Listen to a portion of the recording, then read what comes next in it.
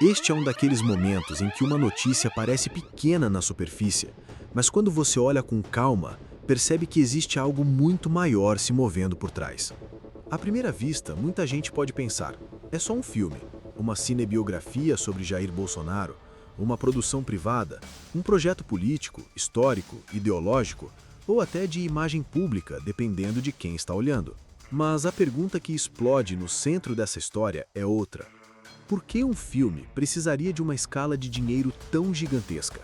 Estamos falando de um valor estimado em 134 milhões de reais. Não é um orçamento comum, não é uma vaquinha de apoiadores, não é uma ajuda pequena para tirar um projeto do papel. É uma quantia que coloca essa produção em outro patamar. E quando este número aparece ligado a um senador da República, a um banqueiro poderoso e a um banco que já vinha sendo observado de perto, a história deixa de ser apenas sobre cinema. Ela vira política, ela vira bastidor, ela vira pergunta pública. De acordo com reportagem do The Intercept Brasil, o senador Flávio Bolsonaro teria negociado diretamente com Daniel Vorcaro, dono do Banco Master, um aporte de cerca de 24 milhões de dólares para financiar o filme Dark Horse, uma cinebiografia sobre Jair Bolsonaro. Convertendo para a moeda brasileira, esse valor ficaria na casa dos 134 milhões de reais. Agora pense bem no tamanho disso. Um senador, pré-candidato à presidência, buscando recursos milionários com um banqueiro. Um filme sobre o pai dele, ex-presidente da República.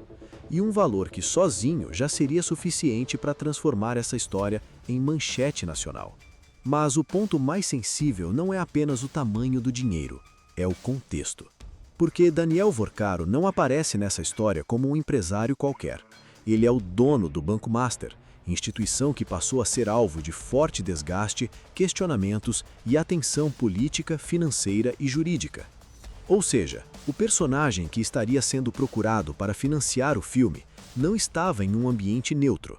Ele já era uma figura cercada de pressão pública. E é aí que a notícia começa a crescer. Segundo as reportagens divulgadas, o The Intercept afirma ter tido acesso a mensagens, documentos e áudios relacionados às tratativas. A reportagem também apontou que parte do dinheiro já teria sido transferida. O valor citado é de aproximadamente 10,6 milhões de dólares, algo em torno de 61 milhões de reais em operações realizadas entre fevereiro e maio de 2025. Se isso for confirmado em todos os detalhes, a história deixa de ser apenas uma intenção de patrocínio e passa a envolver movimentações concretas de dinheiro. E então veio o áudio. A CNN Brasil divulgou que há uma gravação atribuída a Flávio Bolsonaro, na qual ele cobra uma posição de Vorcaro sobre pagamentos pendentes ligados ao projeto. No áudio, segundo a reportagem, Flávio demonstra preocupação com os atrasos e fala sobre riscos para a reta final da produção, citando problemas com contratos, atores, diretor e estrutura do filme. Esse ponto é importante porque muda a percepção pública do caso. Antes, a discussão poderia ficar restrita a uma pergunta simples: Flávio procurou ou não procurou dinheiro para o filme? Depois do áudio, a questão passa a ser outra. Qual era o grau de envolvimento dele nessa operação? Qual era o papel político dessa produção? E por que um projeto privado, ligado à imagem de Jair Bolsonaro, dependia de um aporte tão grande vindo de um banqueiro sob forte escrutínio? Flávio Bolsonaro confirmou que procurou Daniel Vorcaro em busca de patrocínio privado, mas negou qualquer irregularidade. A versão apresentada por ele é que se tratava de um filho buscando apoio para uma produção sobre a história do próprio pai. Ele também afirmou que não houve uso de dinheiro público, lei Rouanet, promessa de vantagem, contrapartida política ou benefício pessoal. Essa é a linha de defesa. Mas, politicamente, o problema não termina na explicação.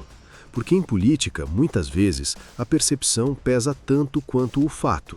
E a percepção que se formou no noticiário é delicada para Flávio.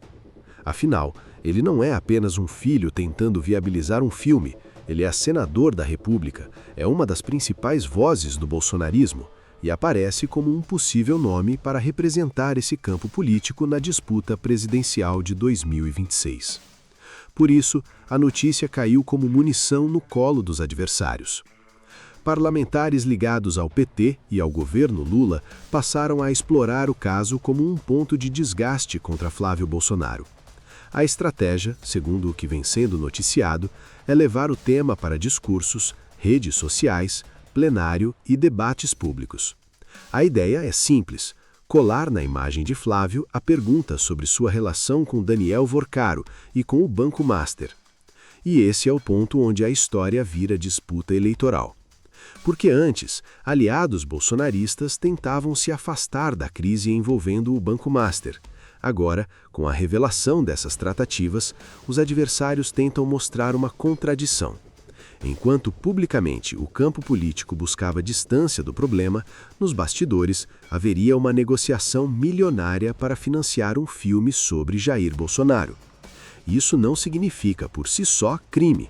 Isso não significa que todas as acusações estejam comprovadas, mas significa que existe uma nova narrativa política sendo construída. E essa narrativa tem força porque reúne 3 elementos explosivos: dinheiro, poder e imagem. Dinheiro, porque 134 milhões de reais é um valor difícil de ignorar. Poder, porque envolve um senador, um ex-presidente e um banqueiro.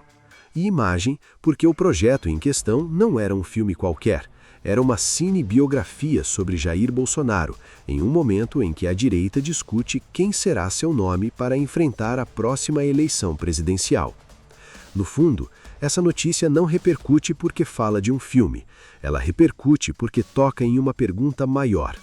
Até onde vão os bastidores da política quando imagem pública, grandes financiadores e projetos eleitorais começam a se misturar? Essa é a verdadeira ponta do iceberg. O filme pode ser a parte visível, o orçamento pode ser o choque inicial, o áudio pode ser o elemento que fez a história explodir, mas o que está em jogo é muito maior. A relação entre dinheiro privado, influência política e construção de narrativas de poder no Brasil. E agora, Flávio Bolsonaro terá que lidar com 2 frentes ao mesmo tempo. De um lado, defender que tudo foi apenas uma busca legítima por patrocínio privado. Do outro, enfrentar a tentativa dos adversários de transformar esse episódio em símbolo de contradição, desgaste e desconfiança. A pergunta que fica é: esse caso vai ser apenas mais uma polêmica de alguns dias ou pode se transformar em um problema real para a pré-campanha de Flávio Bolsonaro? Porque quando uma notícia mistura 134 milhões de reais, um banqueiro pressionado, um senador pré-candidato e um filme sobre um ex-presidente, dificilmente ela desaparece sem deixar marcas. E você, o que acha dessa história? É apenas um patrocínio privado para um filme ou existe algo maior que precisa ser explicado? Deixe sua opinião nos comentários, curta o vídeo e se inscreva no canal para acompanhar as próximas análises da política brasileira.